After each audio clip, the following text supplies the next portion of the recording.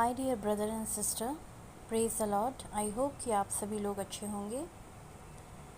Bible हमें बताती है कि कितनी मुश्किलों के बावजूद, कितनी मुश्किलों में फंसने के बावजूद दानियल का विश्वास परमेश्वर से नहीं हटता है। आज हम इसी के बारे में बातें करेंगे। बेबीलोन का एक और राजा था दारा। वह एक मादी था। उसने देखा कि दानियल दूसरों से बहुत अलग है, इसलिए उसने दानियल को देश के बड़े बड़े आदमियों का अधिकारी बना दिया। ये आदमी दानियल से जलते थे और उसे ख़त्म करना चाहते थे, क्योंकि वो अपने कामों में बहुत ही अच्छा था और सीधा था और परमेश्वर के रास्ते में चलता था। वे जानते थे कि दानियल हर दिन 3 बार यहोवा से प्रार्थना करता था। इसीलिए उन्होंने दारा से कहा, हे राजा, एक ऐसा कानून होना चाहिए सब लोगों की कि सिर्फ तुझसे प्रार्थना करनी चाहिए।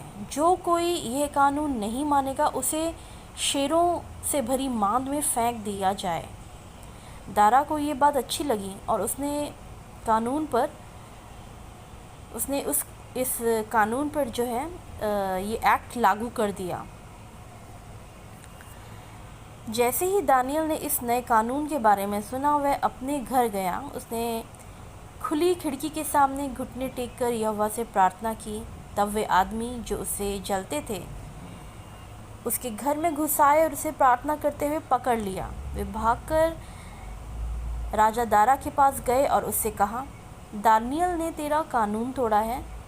वह हर दिन 3 बार अपने परमेश्वर से प्रार्थना करता है। दारा दानियल को बहुत पसंद करता था, इसीलिए वह नहीं चाहता था कि दानियल मर जाए।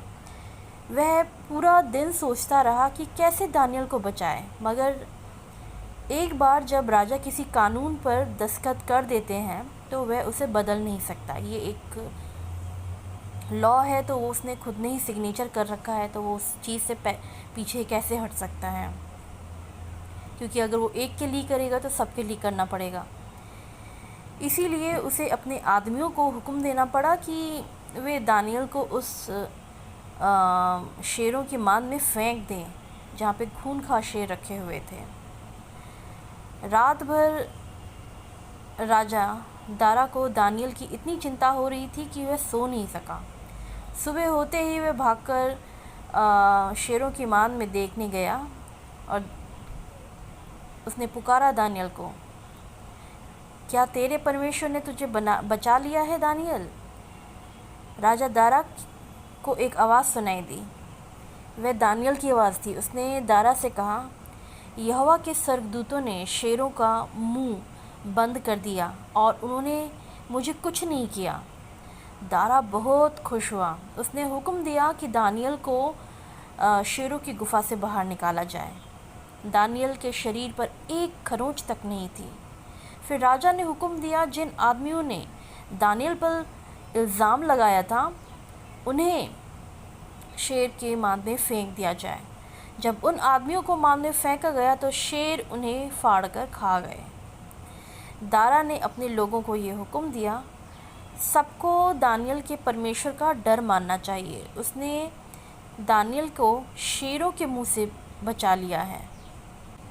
आप भी परमेश्वर पिता से रोज़ प्रार्थना कीजिए। अपना संबंध, अपना रिलेशनशिप जो है पिता से बनाइए, जिससे कि आपके जीवन में जितनी भी परेशानियां हैं, क्योंकि हम जो इस सांसारिक दुनिया में हैं, ऐसा तो हो नहीं सकता कि परेशानियां ना हो। उन सभी परेशानियों से आपको छुटकारा मिलेगा। आपको जो है उन सभी समस्याओं से जो है, अगर आप उलझ भी जाते हैं, फंस भी जाते हैं, कोई आपके लिए प्लानिंग प्लॉटिंग कुछ भी करता है, आपको सिर्फ ज़रूरत है प्रार्थना करने की, अपने विश्वास में बने रहने की। जब आप ऐसा करते हैं तो ईश्वर पिता खुद ब खुद आपके लिए रास्ता बनाते हैं। मैं उम्मीद करती हूँ कि आपको आज का जो ये वचन है पसंद आया हो, और मैं आपको मिलती हूँ मेरे नेक्स्ट वीडियो में। Praise the Lord.